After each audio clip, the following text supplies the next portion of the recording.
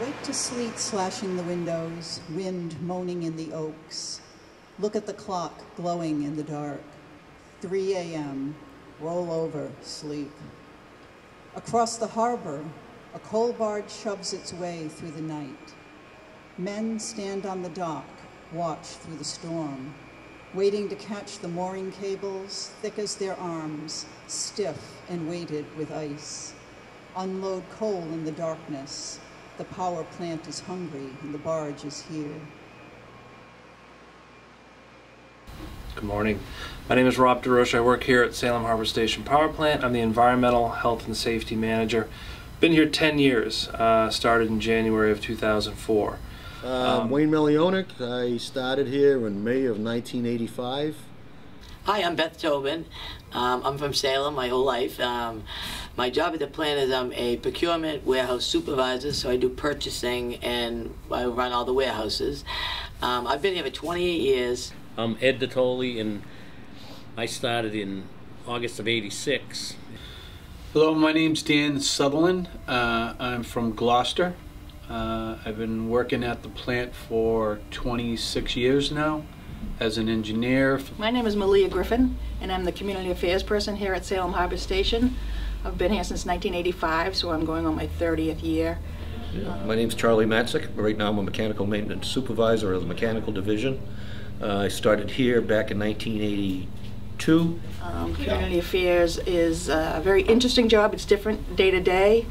I deal with a lot of the public, the neighbors, the civic and business and community, with donations and active in the civic organizations and complaints, because we're a power plant in the middle of suburbia. So we have our share of complaints, mostly noise, I would say. I started off as an insulator, temporary construction worker, and then came in here and started being a mechanic when I transferred over into the plant.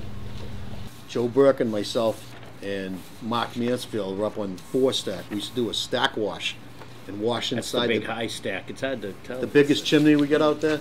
And we used to sit up on top of this thing for like hours on end and just wash with water.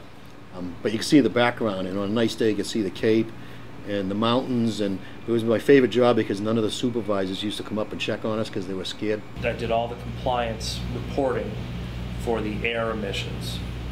One of the things I saw early on was that there are opponents to the plant, people out in the community who are fighting. They fight the plant. They wanted the plant shut down.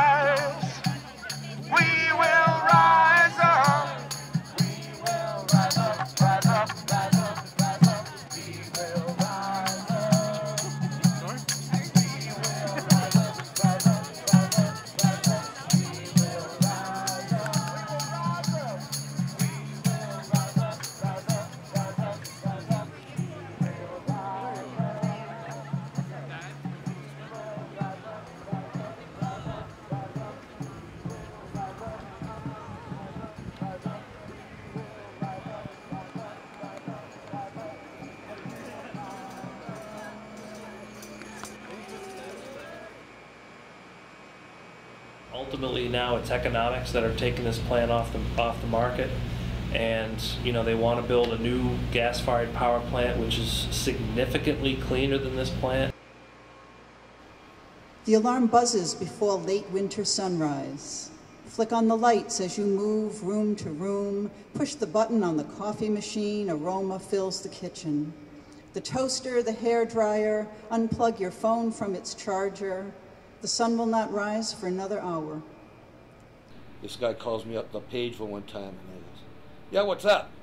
He goes, "I just want to let you know I got you." I said, "What are you talking about, you got me? You haven't got me yet." He says, "Oh yeah, you just haven't realized it yet." And the phone was all full of grease and never cease. Oh, son of a bitch. Was it me? Wasn't him. It's funny, like when you work in the dock, at the dock, and you have the ship coming in, I mean, let's say 2, 3 o'clock in the morning, and I'm talking about, you know, cold weather, cold, right?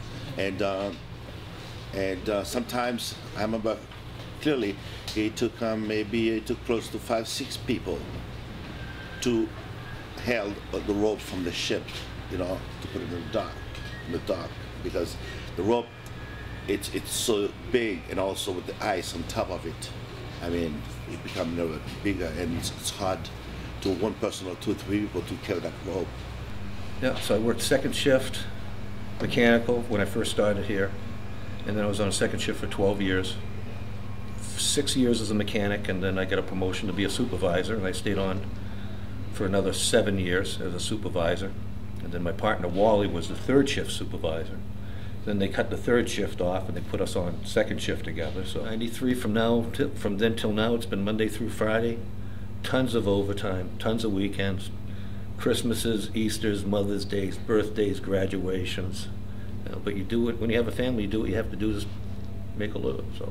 And here it is, you know, 33 years later, and we're closing the doors. They're mills, they're called. They have large steel balls. I'll show you those in a little bit.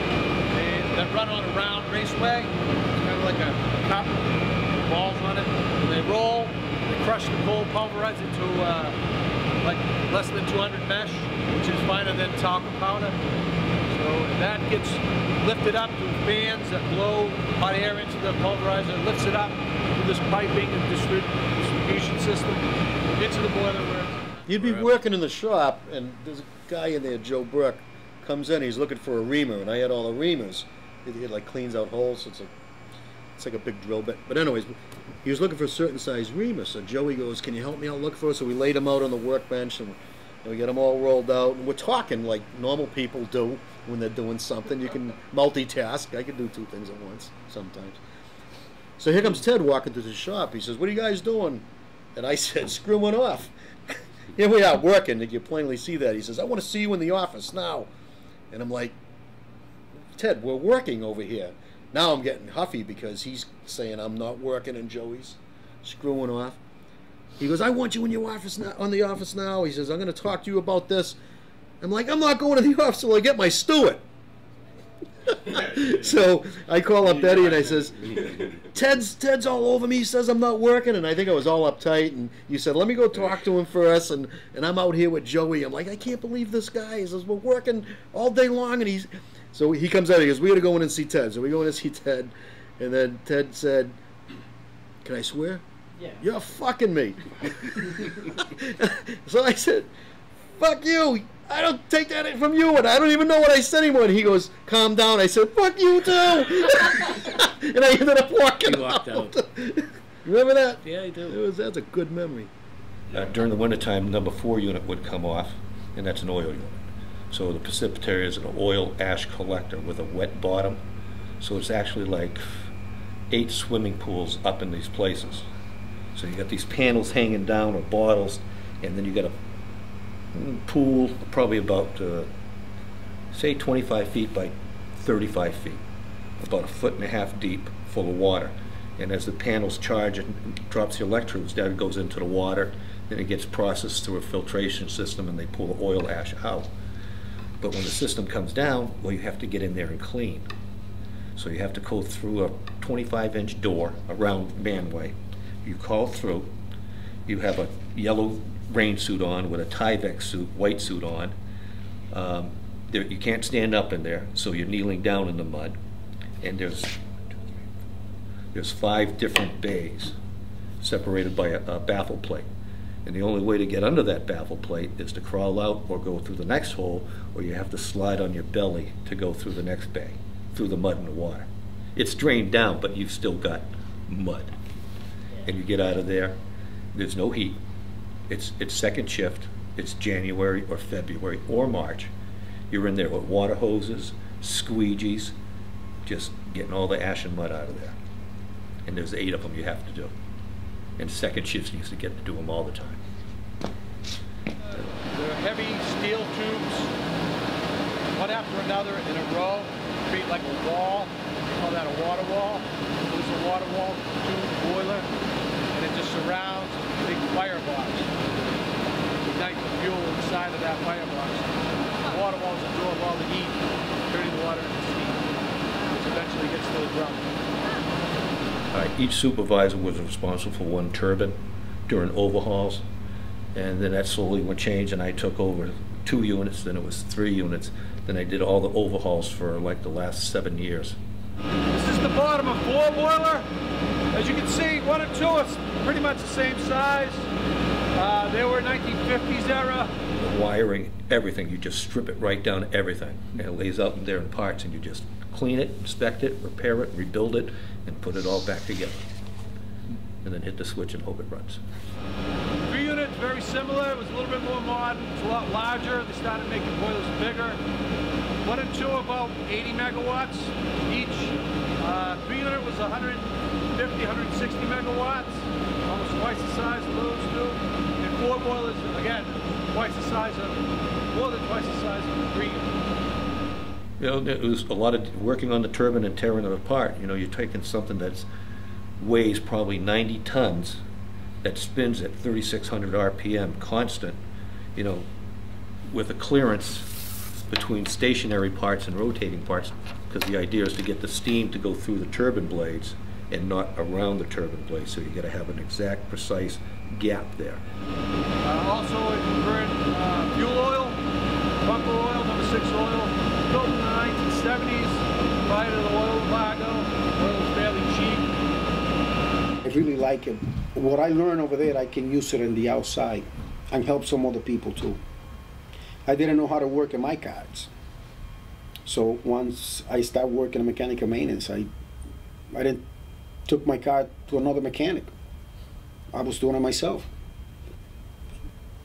Some of my family, you know what I mean? If there is a problem in the house or plumbing, you know, I go over there and I fix it because I know how to do it. And outside, because of mechanical maintenance, we do like a little bit of everything. Oh. The other things that you pick up is, you know, the safety aspect and the attitude that you have here, you bring it home. Yeah.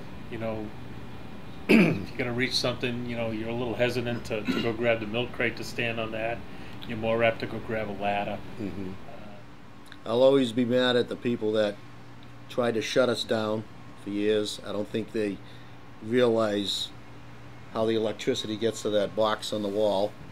But it was a lot of hard work by a lot of people, not just here, the whole industry.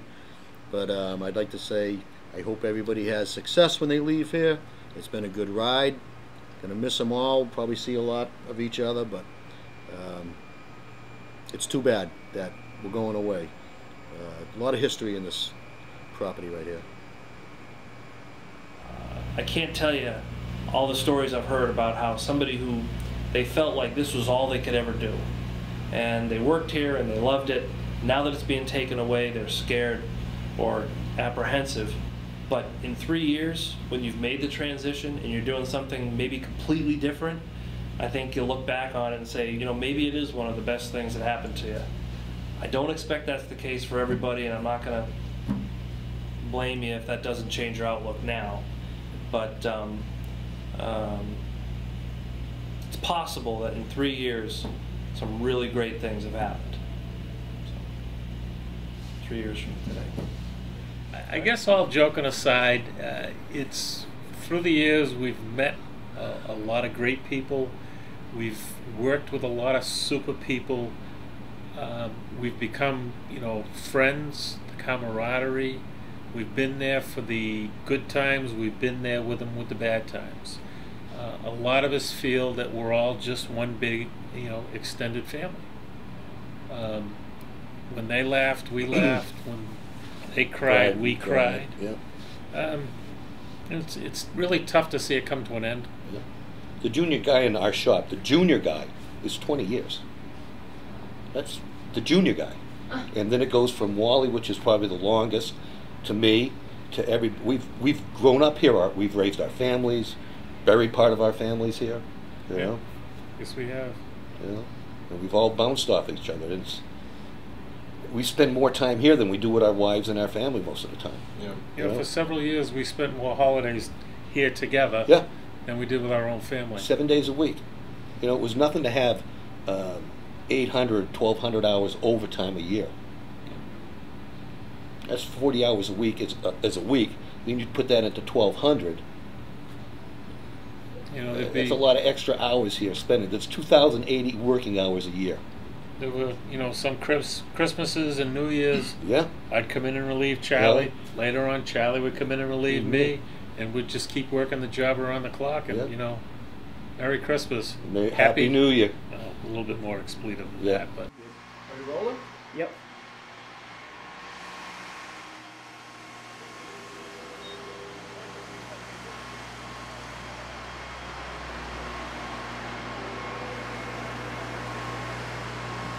Across the bridge, a woman walks in a tunnel under the plant. The walls and floor glisten with freezing moisture. Work to be done. The daily round, checking, adjusting, tightening, greasing, listening, looking. How many miles walked in those work boots that can't be found in a woman's size? How many pounds lifted and carried? How much can a body take? Still smile at the end of the day and look back with pride.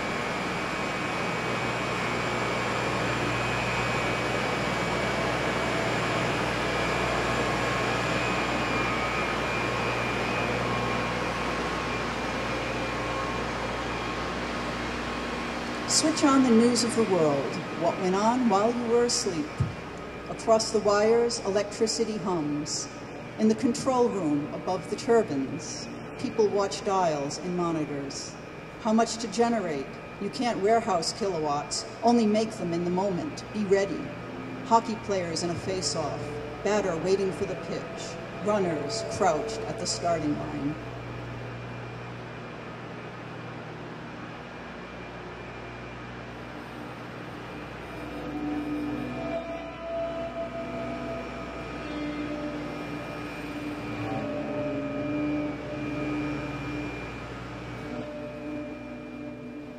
"60 years, smokestacks marked on mariners' charts, eternal as ledges and islands.